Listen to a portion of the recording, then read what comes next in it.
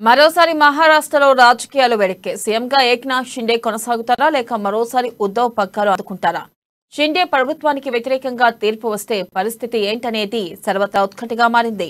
మహా వివాదంపై ఇవాళ సుప్రీంకోర్టు తీర్పు ఇవ్వనుంది. శివసేనలో తలెత్తిన సంక్షోభంపై ఉద్ధవ్ ఠాక్రే వర్గం, షిండే వర్గం దాఖలు చేసిన పిటిషన్లపై ఇవాళ సీజేఐ జస్టిస్ డివై చంద్రచూడ్ నేతృత్వంలోని 5 న్యాయమూర్తుల రాజ్యాంగ ధర్మాసనం తీర్పు ఇవ్వనుంది.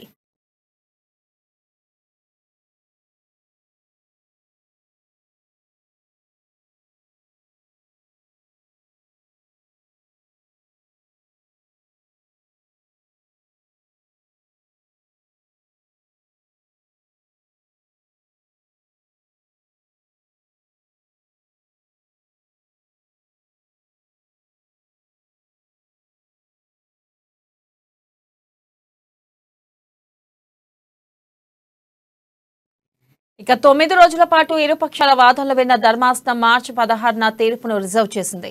2022 జూన్లో శివసేనకు చెందిన మొత్తం 55 మంది ఎమ్మెల్యేల్లో 40 మంది తిరుగుబాటు నేత ఏక్నాథ్కు మద్దతు ఇవ్వడంతో షిండేకు మద్దతు ఇవ్వడం వల్ల ఉద్ధవ్ ఠాక్రే సారథ్యంలోని మహావికాస్ అఘాడీ ప్రభుత్వం కూలిపోయింది.